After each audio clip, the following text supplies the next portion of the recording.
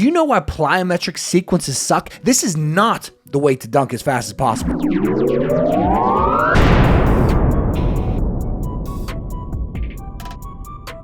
Ladies and gentlemen of the Action Army, I promise if you just did this one simple thing, you would dunk a basketball so much faster. I know you're not happy with your results, and even if you are happy with your results, who doesn't want to jump higher faster? All of us do. So listen to me, if you do this one simple thing that I tell you today, make this one switch in your training philosophy, I guess it would be, you will dunk a basketball so much faster. It is this: every single workout, every single set, every single rep, you need to be trying to beat your previous records. And I know what you're thinking. Oh my God, another episode on progressive overload. Yes, another video on progressive overload, because this is the one thing, and trust me, listen to the rest of this video and I promise I'll change your whole philosophy on training.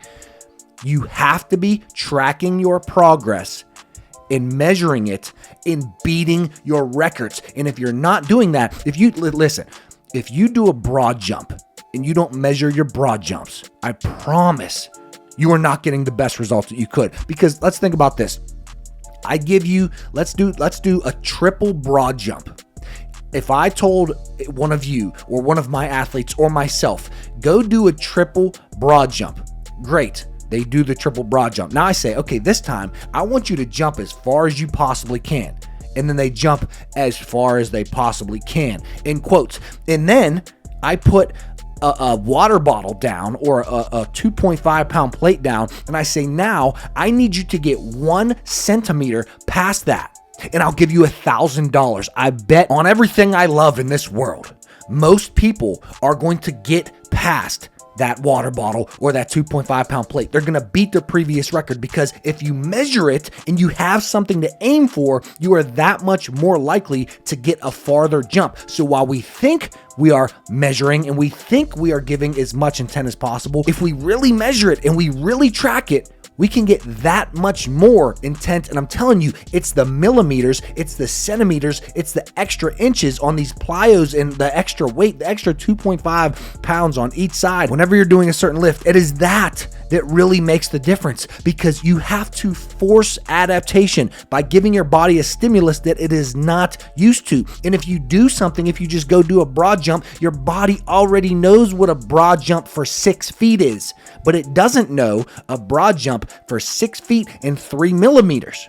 So now it's like, oh shit, we got to get 3 millimeters better. So, okay, let me explain it like this. There's 3 categories for exercises, and every single time that you go into the gym, I need you to put your exercises, go through your workout and put your exercises into these 3 buckets. Bucket number 1 is exercises that you are not going to measure. For me, I do not measure every single exercise in my workouts when I go into the gym. For example, my warm-up is a reverse sled drag to a forward sled push. I don't measure this. I do it. I put 5 plates on the sled and I pull it back and I push it forth for 2 minutes, 3 sets of 2 minutes, every single workout. And I don't say, well, I need to put an extra 2.5 on there, or I need to do 2 minutes in 5 seconds, or I need to pull it back faster and push it faster. I don't say that. Every single time for my warm-up, I'm getting locked in. This is the warm-up that I always do. I am not measuring that. Your second bucket is going to be exercises where you just stay intuitive. This is very important. So these are exercises for me. It would be like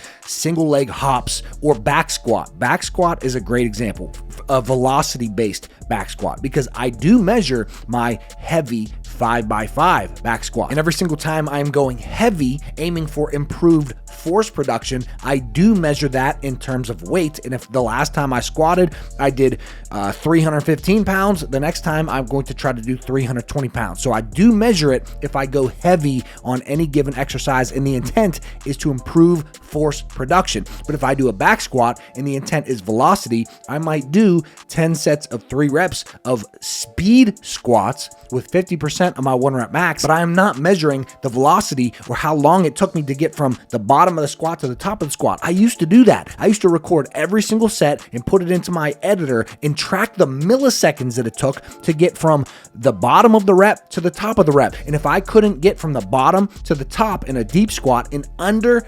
0.5 seconds, then I did not increase the percentage of my 1 rep max. And it worked well for me. But do you know how much I train? It's a lot. And I'm not measuring the milliseconds of every single rep of every squat that I do in every single workout. Same thing for certain plyometric exercises like a single leg hop. I'm not going to measure the last contact that my foot had with the ground and then track the milliseconds in the air until that I came back down and touched the ground again. I'm not doing that. I do a lot of plyos. I'm not taking videos of every single set of plyos that I do and tracking the time that I'm in the air. I am just going to be intuitive about how fast I am moving the bar on the squats and how high I am jumping on the certain plyos. I'm going to try to give max intent on these plyos, but for a single leg hop, that's very hard to measure. So I'm just going to give max intent. For an exercise like a deep back squat, moving the bar as fast as I possibly can, if I program 10 sets of 3 reps and after the 7th set, I see I'm really not moving the bar that fast anymore, I'm going to stop and move on with the rest of my workout. So the first bucket is exercises that we are not going to measure. I'm not measuring my warm-up. I'm not measuring my plyometric. Do you know why plyometric sequences suck? This is not the way to dunk as fast as possible. Plyometric sequences, listen, they don't suck. Plyometric sequences are great. Great for your ankles, ankle inversion, ankle eversion, great for elasticity and stiffness and foot health and proprioception.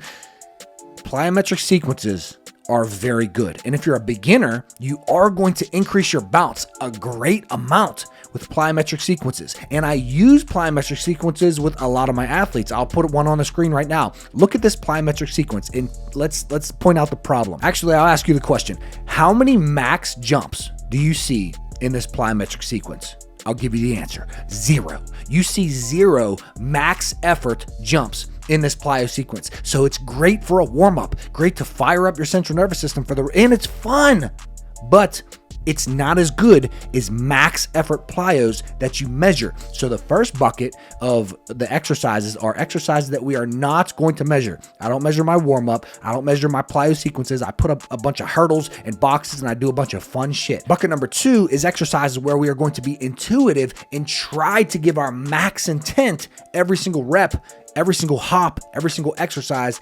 This is where we give our max intent, but we just stay intuitive. Bucket number 3, this is where the real bouncy athletes are made. Bucket number 3 are the exercises that you do measure. Which exercises should you measure?